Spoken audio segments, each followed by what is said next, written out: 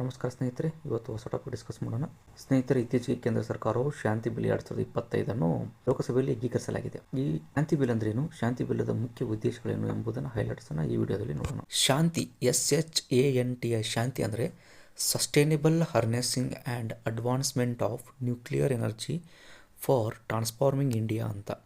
ಕನ್ನಡದಲ್ಲಿ ಸುಸ್ಥಿರ ಬಳಕೆ ಮತ್ತು ಪರಮಾಣು ಶಕ್ತಿಯ ಅಭಿವೃದ್ಧಿಯ ಮೂಲಕ ಭಾರತದ ಪರಿವರ್ತನೆ ಅಂತಾಗುತ್ತದೆ. ಶಾಂತಿ ಮಸೂದೆ 2025 ಪ್ರಮುಖ ಅಂಶಗಳು ಈ ಥರ ಇದೆ. ಈ ಮಸೂದೆಯು ಪರಮಾಣು ಶಕ್ತಿ ಕಾಯ್ದೆ 1962 ಮತ್ತು ಪರಮಾಣು ಹಾನಿಗೆ ನಾಗರಿಕ ಹೊಣೆಗಾರಿಕೆ CLND ಕಾಯ್ದೆ 2010 ಎರಡನ್ನು ರದ್ದುಪಡಿಸಿ ಏಕೀಕೃತ ಕಾನೂನನ್ನು ಜಾರಿಗೆ ತರುತ್ತದೆ. ಏಕೀಕೃತ ಕಾನೂನು ಅಂದರೆ 1962 ಕಾಯ್ದೆ ಮತ್ತು 2010 ಕಾಯ್ದೆ ಎರಡನ್ನೂ ಒಂದುಗೂಡಿಸಿ ಒಂದೇ ಹೊಸ ಕಾನೂನನ್ನು ಮಾಡಲಾಗಿದೆ. ಇತ್ತೀಚೆಗೆ ಏನಾಗ್ತಾ ಇತ್ತು ಅಂದರೆ, ಸ್ವಾತಂತ್ರ್ಯ ಬಂದ ನಂತರ ಇಲ್ಲಿಯವರೆಗೂ ಖಾಸಗಿ ಹಾಗೂ ವಿದೇಶಿ ವ್ಯಕ್ತಿಗಳಿಗೆ ಪರಮಾಣು ವಿದ್ಯುತ್ ಶಕ್ತಿಗಳಲ್ಲಿ ಅವರಿಗೆ ಹೊಣೆಗಾರಿಕೆಯನ್ನು ನೀಡಲಾಗಿದ್ದಿಲ್ಲ. ಆದರೆ ಶಾಂತಿ ಬಿಲ್ಲಿನ ಪ್ರಕಾರ ಏನಾಗುತ್ತದೆ ಅಂದರೆ, ಖಾಸಗಿ ಮತ್ತು ವಿದೇಶಿ ವ್ಯಕ್ತಿಗಳಿಗೆ ಪರಮಾಣು ಸ್ಥಾವರಗಳ ನಿರ್ಮಾಣ, ಒಡೆತನ, ನಿರ್ವಹಣೆ ಮತ್ತು ಸ್ಥಗಿತಗೊಳಿಸುವ ಅಂದರೆ ಡಿಕಮಿಷನ್ಸ್ ಅಧಿಕಾರವನ್ನು ನೀಡಲಾಗಿದೆ. ಇದರಿಂದ ಏನಾಗ್ತದೆ ಅಂದರೆ, ಪರಮಾಣು ವಿದ್ಯುತ್ ನಿಗಮ NPCIL nuclear power corporation of India limited ಏನಿದೆಯಲ್ಲ, ಅದರ ಏಕಸ್ವಾಮ್ಯದ ಅಧಿಕಾರವು ಕೊನೆಗೊಳ್ಳಲಿದೆ.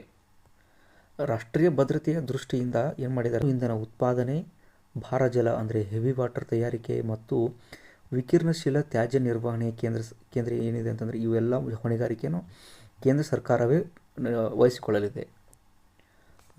ಏನಂದರೆ ಪರಮಾಣು ಶಕ್ತಿ ನಿಯಂತ್ರಣ ಮಂಡಳಿ AERB, atomic energy regulatory board ಅದೇನಿತ್ತಲ್ಲ, ಅದು ಶಾಸನಬದ್ಧ ಮಾನ್ಯತೆ ನೀಡಲಾಗಿದೆ. ಇದು ನೇರವಾಗಿ ಸಂಸತ್ತಿಗೆ ಉತ್ತರದಾಯವಾಗುತ್ತದೆ.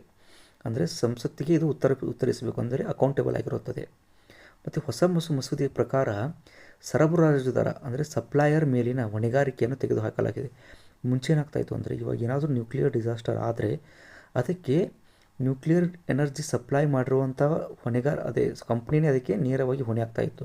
ಆದರೆ ಇವಾಗ ಅದನ್ನು ತೆಗೆದು ಸ್ಥಾವರದ ಸಾಮರ್ಥ್ಯದ ಆಧಾರದ ಮೇಲೆ ಕೇವಲ ನಿರ್ವಾಹಕರ ಮೇಲೆ ಮಾತ್ರ ಹಾನಿಯ ಹೊಣೆಗಾರಿಕೆಯನ್ನು ನಿಗದಿಪಡಿಸಲಾಗಿದೆ.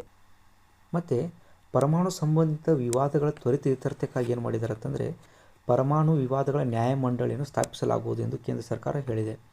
ಇದರ ಮುಖ್ಯ ಉದ್ದೇಶ ಏನು ಅಂತಂದರೆ, ನೋಡಿ, ಭಾರತದ ನೆಟ್ ಜೀರೋ ಗುರಿಯನ್ನು ಸಾಧಿಸಬೇಕಾಗಿದೆ. ಅದಕ್ಕೋಸ್ಕರ ಏನು ಮಾಡಿದೆ, ಸಣ್ಣ ಮಾಡ್ಯುಲರ್ ರಿಯಾಕ್ಟರ್ಗಳನ್ನು ಅಳವಡಿಸಿಕೊಳ್ಳಲು ಮಸೂದೆ ಒತ್ತು ನೀಡುತ್ತದೆ. ಇದರಿಂದ ಖಾಸಗಿ ಕಂಪನಿಗಳು ಸಹ ನ್ಯೂಕ್ಲಿಯರ್ ಎನರ್ಜಿ ಪ್ರೊಡಕ್ಷನ್ಸಲ್ಲಿ ಇನ್ನು ಮುಂದೆ ಭಾಗವಹಿಸಬಹುದು. ಭಾರತವು ಒಂದು ನೆಟ್ ಜೀರೋ ಗುರಿಯನ್ನು ಹೊಂದಿದೆ. ಈ ಗುರಿಯ ಮುಖ್ಯ ಉದ್ದೇಶ ಏನು ಅಂತಂದರೆ, 2047ರವರೆಗೆ ಭಾರತವು ನೆಟ್ ಜೀರೋ ಎಮಿಷನ್ಸ್ ಅಂದರೆ ಯಾವುದೇ ತರಹದ ಇಂಧನ ಮೂಲಗಳಿಂದ ಪರಿಸರ ಮಾಲಿನ್ಯವನ್ನು ಮಾಡಬಾರದು ಎಂಬುದು ಭಾರತದ ಬದ್ಧತೆಯಾಗಿದೆ. ಇವಾಗ ಪ್ರಸ್ತುತ ಸ್ಥಿತಿಯಲ್ಲಿ ಭಾರತವು 8.18 ಗಿಗಾವ್ಯಾಟ್ನಷ್ಟು ಎನರ್ಜಿಯನ್ನು ಅಟಾಮಿಕ್ ಎನರ್ಜಿಯಿಂದ ಪಡೆಯುತ್ತದೆ.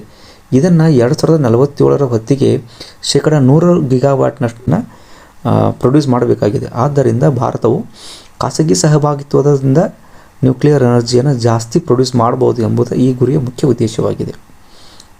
ಮುಂದಿನ ವಿಡಿಯೋದಲ್ಲಿ ಮತ್ತೆ ಭೇಟಿಯಾಗೋಣ. ನಮಸ್ಕಾರ.